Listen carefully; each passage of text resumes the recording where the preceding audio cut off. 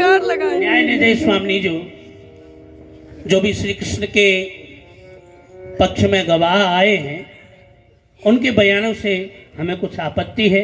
आप कहें तो मैं कुछ कहूँ। हे वकील महाशय, आपको जो कुछ भी कहना है आप वह कह डालिए। न्यायाधीश स्वामी जी इनके गवाहों ने जो भी चर्चाएं की या जो भी गवाही दी तो उसमें जो भी बातें कही गई वो कुछ बैकुंठपति की हैं और कुछ द्वारकाधीश्वर की, जिनका कि श्री कृष्ण के बचाव में उपयोग किया गया है। और यह भी श्री कृष्ण की एक बहुरूपता की चातुरी है जो कि भोले भक्त अपने इष्ट को ही, जैसे कि द्वारकाधीश और बैकुंठपति, इस श्री कृष्ण को ही मान बैठे। दूसरे भक्तों की जो समय समय पर विपत्ति से रक्षा हुई वो तो भक्तों की भक्ति और सद्धर्माचरण से हुई। तो इसमें श्री कृष्ण की विशेषता ही क्या है। और तीसरे यह कि भक्तों की जब भक्ति परमोत्कर्ष पर होती है तो उन्हें तो जड़ और चेतन में सर्वत्र अपना प्रियतम ही दिखाई देता है। तो प्रेमाधिक्य के कारण इस सुंदर सकुमार में ही वो अपने इष्ट की झलक देखते हैं। और इनकी चंचलता वो तो पहले से ही प्रसिद्ध है, तभी तो इनकी माता यशोदा ने इनको उखल से बांध दिया था। अब कालियदा की बात को, कालियनाग की बात को जो सभी ईश्वरता कहते हैं, तो वह तो इनकी मोहनी बंसी को सुनकर के स्वयं ही इस देह को छोड़ करके चला गया था। तो इसमें इनकी क्या विशेषता हुई। अब आते हैं गोवर्धन लीला पर। सारे गोप ग्वालों ने मिलकर के उस गोवर्धन पर्वत को उठाया, परंतु श्री कृष्ण बड़े चतुर हैं, चालाक हैं। समय का फायदा उठाया और बीच में खड़े होकर के अपनी उंगली लगा दी, सबसे कह दिया कि मैंने गिरिराज पर्वत उठा लिया। दावानल पान जिसको सभी ऐश्वर्यता कहते हैं, दावानल की जो अग्नि होती है वो एक इस प्रकार की अग्नि है कि पहले तो भयंकर लपटें उठती हैं लेकिन कुछ क्षण बाद ही वह शांत भी हो जाती हैं। श्री कृष्ण ने पहचान लिया और अपने गोप ग्वालों से कह दिया कि तुम सब अपने अपने नेत्रों को बंद कर लो। ग्वालों ने नेत्र बंद किए और कृष्ण ने कह दिया कि मैंने अग्नि को पान कर लिया। हमें तो इनकी पग पग पर छुपी हुई चालाकी और चतुरता नजर आती है। और इनके जो भक्त, जो इनके गवाह यहाँ इस दरबार में आकर के गवाही दे करके गए, उनका बयान तो इस प्रकार है न्यायाधीश स्वामी जो कि जैसे कि रिश्वत लिए हुए लोग कभी कच्ची घटना को जाहिर नहीं करते, उसी प्रकार इनकी प्रेमा भक्ति पाने के लिए उन भक्तों ने जरूरत से ज्यादा ही कुछ प्रशंसा इनकी कर डाली। अतः मेरा तो आपसे निवेदन है कि ये जो इन गवाहों की गवाही है ये तो केवल श्रद्धा और भक्ति की बातें हैं, इसका हमारे फरियादी के मुकदमे पर कोई असर नहीं पड़ता है। अतः श्री कृष्ण दंड के पात्र हैं तो इन्हें दंड दिया ही जाना चाहिए।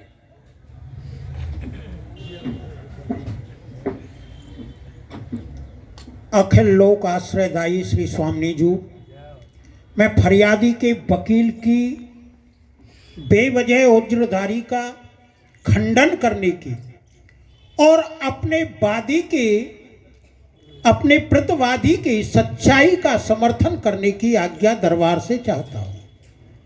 हे वकील महाशय, सत्य की स्थापना के लिए आपको जो कहना है वह आप कह सकते हैं। हे स्वामी जी, पहली उज्रदारी के बारे में मेरा यह कहना है फरियादी के गवाह श्री बली महाराज और महाराज मोरध्वज, इन दोनों ने ही वामन भगवान की और द्वारकाधीश की बातों को ब्रजविहारी श्री कृष्ण के साथ जोड़कर इन्हें दोषी ठहराया है। मैं पूछता हूं, जब वो बुराइयां श्री कृष्ण के लिए कही गई हैं, तो ये अच्छाइयां श्री कृष्ण की क्यों नहीं हो सकती? वकील महाशय का ये कहना कि भक्त भोले होते हैं, वो अपने इष्ट की उन्हार श्री कृष्ण में देखकर इन्हें ही अपना इष्ट मान बैठे हैं, ये सरासर फरियादी के वकील की नासमझी है, जो मोह माया से सदा के लिए जाग चुके हैं और जिनको छल कपट ने कभी दूर से भी छुआ तक नहीं है, वो भला कैसे दूसरे को अपना प्रीतम कह सकते हैं? अरे बताओ, इन्होंने कहा कि ब्रज विहारी श्री कृष्ण की जो बातें हैं, जो गवाहों ने कहा है, वो तो वैकुंठपति नारायण और नरसिंह भगवान आदि की बातें हैं। तो मैं पूछता हूं स्वामी जी कि श्री कृष्ण स्वयं ईश्वर है क्यों? जिस श्रीमद् भागवत को फरियादी के वकील प्रमाणिक कह रहे हैं, उसको भी आद से अंत तक देखने से यही स्पष्ट होता है कि श्री कृष्ण ही स्वयं ईश्वर हैं। नारायण अथवा द्वारकाधीश उनके स्वरूप मात्र हैं, जो समय समय पर भक्तों पर विपत्त आने के समय नाना रूप में प्रकट होकर भक्तों की रक्षा करते हैं। ये इनका कहना सत्य है कि भक्त की रक्षा उनकी भक्ति और धर्म पारायणता के कारण होती है। परंतु मैं पूछता हूं, उस भक्ति और धर्म का फलदाता कौन है? श्री कृष्ण ही तो है ना। फिर कृष्ण को कैसे दोषी ठहरा सकते हैं? इन्होंने यमलार्जुन प्रसंग के विषय में कहा। यमलार्जुन, इस यमलार्जुन प्रसंग से भी तो श्री कृष्ण की ईश्वरता स्पष्ट झलक रही है। अरे नल कुंवर और मणिग्रीव को जड़ यौन से मुक्त दिलाने के लिए इस दयालु प्रभु ने अपने हाथों को बंधवा लिया। ये है इनकी दीन वत्सलता और ईश्वरता। ये है कि सारे ब्रज की रस्सियां इकट्ठी होने पर भी इस नन्हे से बच्चे को कोई बांध ना सका। फिर माता को थकित जानकर इन्होंने अपने आप को स्वयं बंधवा लिया। अब कालिय दमन प्रसंग पर आइए। हर वाहन गरुड़ से लड़ने वाला, 101 फनों से विषधारा बरसाने वाला, क्या वो कालिय कोई साधारण सर्प था जो बंसी की नाद पर मोहित होकर के जल से निकल आया? नहीं, उसको श्री कृष्ण ने अपनी अतुलनीय शक्ति से ही उसका दमन किया और उसके फन फन पर नृत्य किया और अपने चरण चिन्ह से अंकित करके गरुड़ के भय से भी उसे भय मुक्त कर दिया। अपने शत्रु से, अपनी अवज्ञा करने वाले शत्रु को भी श्री कृष्ण कैसे अपनाते हैं? उसको गरुड़ से सदा के लिए भय मुक्त कर दिया। अब गिरिराज के लिए कहा है कि वो गोप ग्वालों की लाठियों पर टिका था। स्वामी जी, 7 कोस लंबा चौड़ा और इतना ही ऊंचा वो महाभारी पर्वत, जिस पर 56 कोट मेघों की अविरल मूसलाधार वर्षा हो रही थी, क्या वो बांस की लाठियों पर टिक सकता है? नहीं, श्री कृष्ण ने ही अपनी अद्वितीय शक्ति के द्वारा उस गोवर्धन पर्वत को उठाया और उठाने का श्रेय गोप ग्वालों को देकर श्री कृष्ण ने अपनी शीलता की पराकाष्ठा कर दी। जय हो। दावानल भी कोई घास फूस की अग्नि नहीं था। वो कंस का भेजा हुआ प्रचंड राक्षस था, जो ब्रजवासियों को एकत्रित देख करके उन्हें जला डालने के लिए आया था। श्री कृष्ण उसके इस षड्यंत्र को समझ गए और ग्वालों से कह दिया, तुम अपनी आंखें बंद करो, और आंखें बंद कराकर अपनी ईश्वरता छिपाने के लिए उस अग्नि को ऐसे पी गए जैसे बालक एक दूध को पीता है। जय हो। स्वामी जी, वकील साहब का ये कहना कि श्री कृष्ण के उपकारों से धब करके कृष्ण के गवाहों ने जो गवाही दी है वो तो इस बात है जैसे रिश्वत लिया हुआ गवाह देता है। मैं कहता हूं रिश्वत लिए हुए गवाह तो झूठ ही झूठ बोलते हैं, परंतु श्री कृष्ण के गवाहों ने तो वही कहा है जो सत्य घटना है, जो उनके साथ बीती है। और ये जो गवाह है ये ऐसे हैं कि इनको छल कपट ने कभी छुआ तक नहीं है, इसलिए इनकी गवाही सुन करके और वादी द्वारा किए गए इस मुकदमे को सरकार खारिज फरमावे। और सरकार रही बात गोपियों की गवाही की, गोपियों की गवाही तो श्री कृष्ण के लिए जो कहा है वो निरर्थक है। क्यों?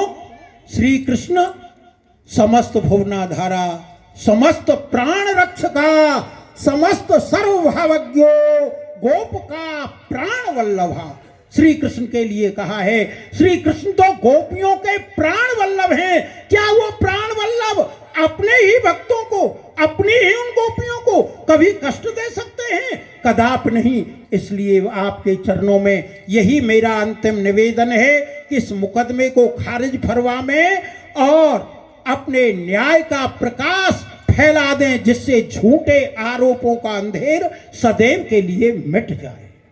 श्री राधे, श्री राधे। तालियां, तालियां। मंत्री जी, जी सरकार।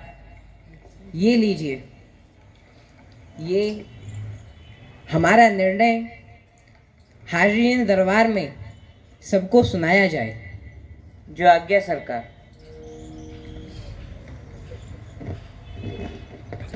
दादा रानी का निर्णय संन्यास।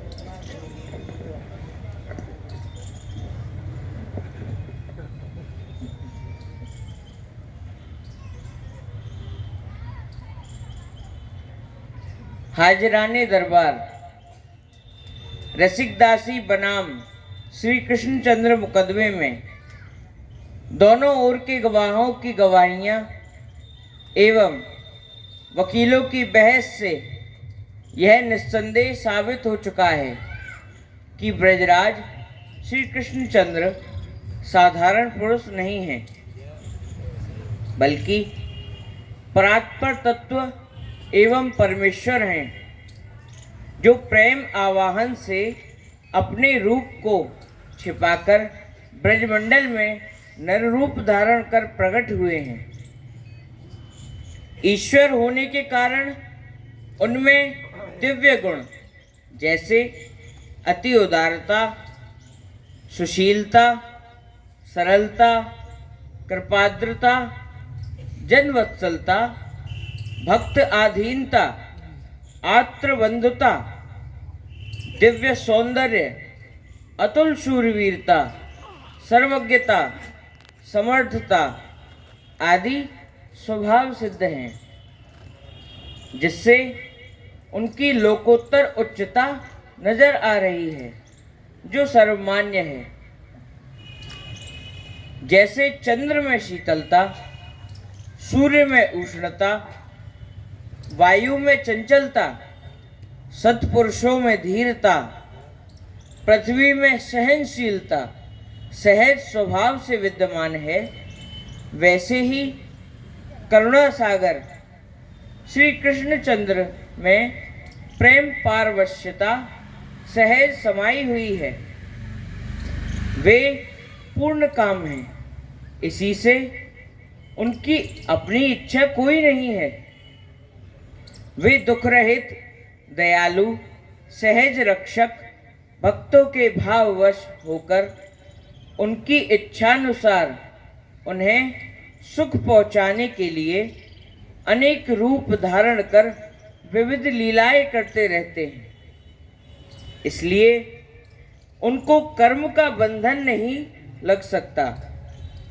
रसिक दासी की शिकायत है, माखन चुराना, मार्ग रोकना या बांसुरी बजाकर मोहित करना आदि ये सब उनकी प्रेममयी लीलाएं हैं, ना कि स्वार्थ परायणता का विलास। जय हो जय हो जय हो जय हो, तालियां। वे भक्त अनुग्रहकारी हैं, उनसे ना कभी किसी का अहित हुआ, ना ही कभी होगा।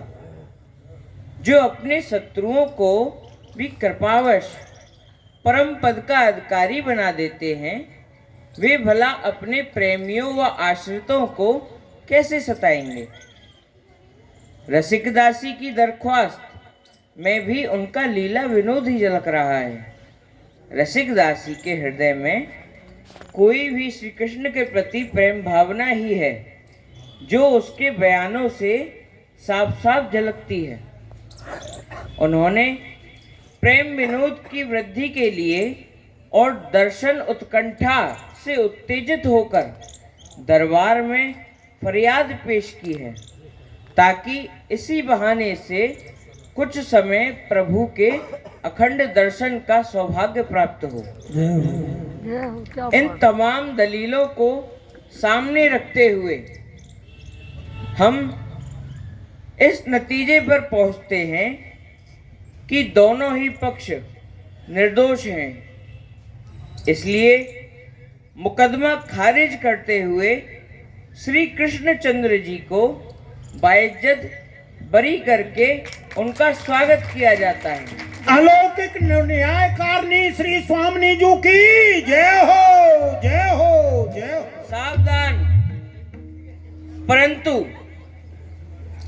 इसी के साथ दरबार की तरफ से नंद दुलारे श्री कृष्णचंद्र जी को आदेश दिया जाता है कि वे जो कभी कभी अपनी भगवत्ता की ऐंठ में आकर एकमात्र उन्हीं पर आश्रित अपने प्रेमियों को दर्शन ना देकर तड़पाते हैं, रुलाते हैं, आनंद लेते हैं, जिससे प्रेमी उन्हें निष्ठुर एवं सताने वाला भी कहते हैं, उस स्वभाव को करुणा में बदलने का प्रयास करें, जिससे आगे किसी को इस प्रकार की फरियाद करने का मौका ही ना मिले।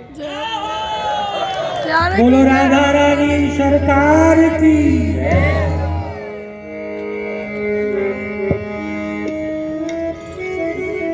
जय हो राधा रानी। बोलो राधा रानी की, ब्रजेश्वरी की जय।